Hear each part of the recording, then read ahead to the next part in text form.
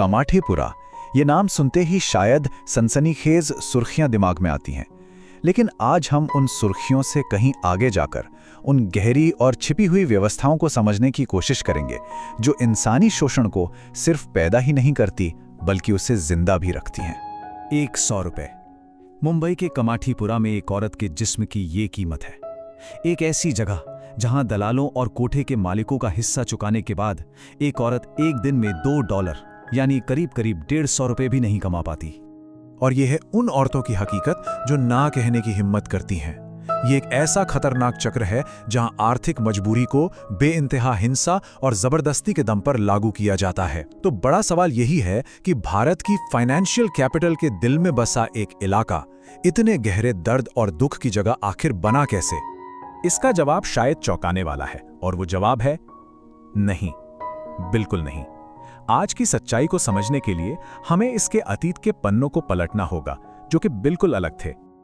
आज की हकीकत से बिल्कुल परे कमाठीपुरा कभी मजदूरों के लिए एक इज्जतदार बस्ती हुआ करता था। ये मुंबई का एक जीता जागता चाइना टाउन था जो मंदिरों की घंटियों और चहल पहल वाले रेस्टोरेंट्स की खुशबू से महकता था। देखिए, आज की मुंबई को बनाना कोई छोटा मोटा काम नहीं था। इसके लिए पूरे देश से मजदूर आए और वो जिस नए जिले में बसे उसका नाम उन्हीं के नाम पर पड़ा, कमाठीपुरा। तो यहाँ सबसे जरूरी बात ये समझनी है, ये रेड लाइट डिस्ट्रिक्ट अपने आप नहीं बन गया। नहीं, इसे बाकायदा एक प्लान के तहत बनाया गया था। और इस बदलाव की जड़ें मिलती हैं कॉलोनियल यानी अंग्रेजों के शासन में। कमाठीपुरा की किस्मत दरअसल तभी लिख दी गई थी जब ब्रिटिश सेना ने शहर में अपना एक बड़ा मिलिट्री बेस, जिसे छावनी कहते हैं, बनाया। ये कोई हादसा नहीं था, ये एक सोची समझी 4 स्टेप की प्रक्रिया थी जिसे एक औपनिवेशिक सरकार ने अपनी फौज की जरूरतों को पूरा करने के लिए बनाया था। एक पूरा डिजाइन, जैसा कि हम यहां देख सकते हैं। और ये सिस्टम इतना फैल गया कि तैनात फौज का 1/3 हिस्सा यौन रोगों का शिकार हो गया। लेकिन इसे बंद करने के बजाय सरकार ने इसे बाकायदा कानून का हिस्सा बना दिया। 1864 के कैंटोनमेंट एक्ट के साथ उन्होंने इस शोषण को कानूनी जामा पहना दिया। पब्लिक हेल्थ की आड़ में अंग्रेजों ने चकला बनाए, जो कि यौन गुलामी का एक ऑफिशियल सरकार द्वारा चलाया जाने वाला सिस्टम था। इस सिस्टम की अमानवीयता का पैमाना तो और भी चौंकाने वाला है। एक रेजिमेंट में हर एक 1000 सैनिकों के लिए सिर्फ 12 से 15 औरतें रखी जाती थी।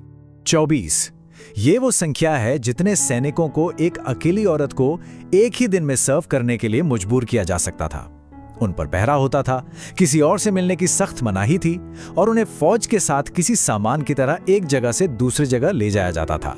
असल में वो लड़कियां ब्रिटिश सरकार की प्रॉपर्टी थीं, उनकी थीं, और ये पक्का करने के लिए कि सप्लाई कभी कम ना हो, एक पूरा सिस्टम बनाया गया था।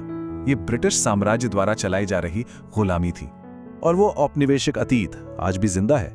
150 साल पहले शोषण का जो ढांचा तैयार किया गया था वो आज भी मजबूती से खड़ा है। यहां देखिए, किरदार और उनके नाम बदल गए हैं, लेकिन सिस्टम वही है।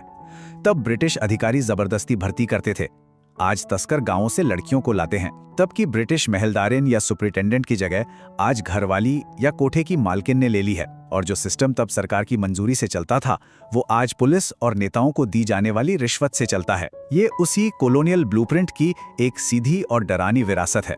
और ये जो सिस्टम फेल हुआ है, इसका असर सिर्फ शारीरिक या आर्थिक शोषण तक ही सीमित नहीं है।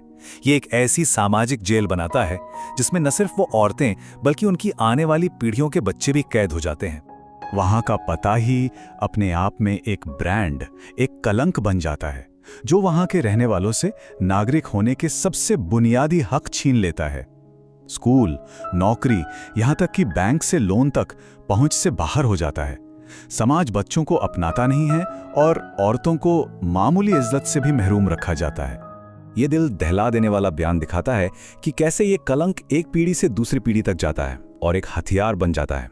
ये आगे होने वाले शोषण के लिए एक वजह बन जाता है। तो कमाठीपुरा सिर्फ एक जगह नहीं है, ये एक सोची समझी साजिश के तहत हुए शोषण के इतिहास का और एक ऐसे आज का स्मारक है जहां वही सिस्टम इंसानी जिंदगियों को एक वस्तु बनाकर कुचल रहा है। और यहीं पर आकर हम एक आखिरी परेशान करने वाले सवाल पर रुक जाते हैं ये हमें किसी एक इंसान की पसंद नापसंद से परे देखने और उन ऐतिहासिक और संस्थागत ताकतों का सामना करने पर मजबूर करता है जिनकी वजह से कमाटीपुरा जैसी जगह बनती हैं और बनी रहती हैं। जब एक सिस्टम ही पीड़ितों को बनाने के लिए बनाया गया हो तो असली दोषी कौन है?